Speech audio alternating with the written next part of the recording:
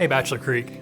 As we prepare for our For the Future Commitment Sunday, we're really excited about the opportunity and the challenge to examine what it means to be for the future as a church. Essentially, it means to fully surrender our lives to God.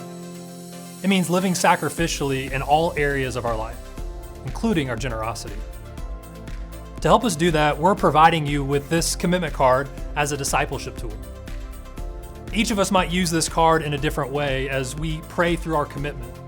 But I want to take a moment to walk through it with you to help you seek and pray how God will call you to give. If you open up the card, you'll see there's a worksheet inside. We've created this worksheet to help you think and pray through your commitment. Although you don't need to fill out every line, the only box that we ask you to fill out is at the bottom here.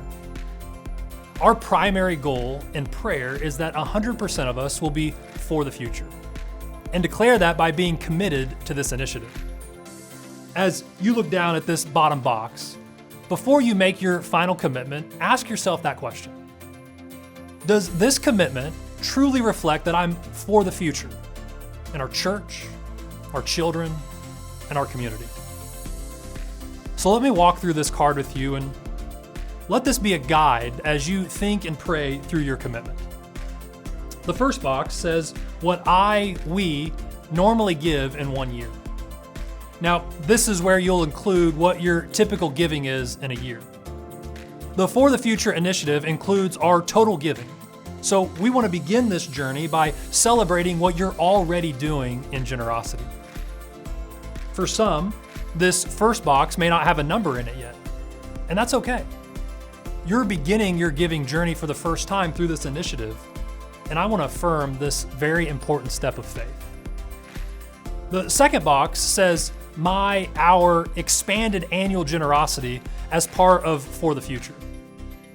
Now, we want to ask you to spend time praying and asking God, how are you asking me to grow and expand so that I'm truly giving my first and best in the area of my generosity?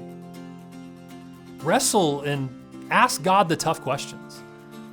Is my giving truly guiding my spending and saving? Or does my spending and saving guide and direct my giving? Be as honest as you can as you seek to reflect here in this box the way in which God is asking you to expand your generosity during this season. Your expanded generosity will help support the approximately $2.1 million we need to raise above our normal operating budget over the next 2 years so that we can complete this initiative debt-free. We're then going to add the first two boxes, normal giving and expanded giving, during the For the Future initiative, and enter that total in the third box. Then we'll multiply it by 2 since this is a 2-year initiative.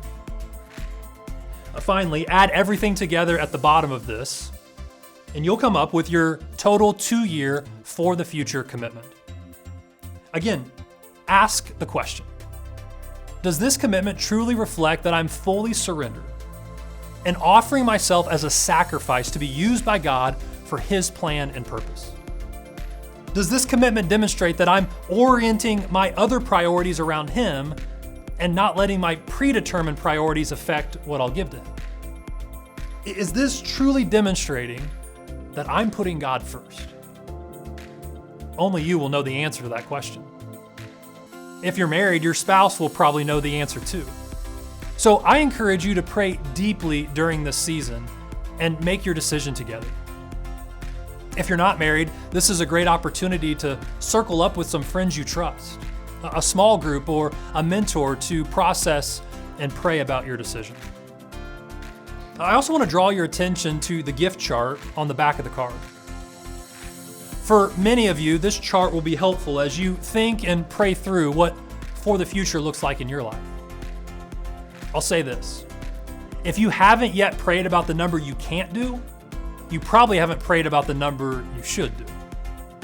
Allow God to stretch your faith in bold ways through praying through this chart, and allow it to be something that inspires you and challenges you toward greater generosity in this season, so that we can make and grow more disciples of Jesus. Then confidently fill out the info box at the bottom of this initiative so that you can commit boldly. This allows us as a church to help keep you accountable in your commitment and help celebrate your progress with you. It's not a legal document, but rather it is a covenant with God and with your church. So boldly fill out that info box before you turn in your card on Commitment Sunday. Speaking of Commitment Sunday, in our services this Sunday, May 19th, you will receive a commitment card that looks just like this. You will have a few minutes in our services to fill it out, and then you will turn it in as you make your commitment. I pray that this will be a historic and monumental day in the life of our church.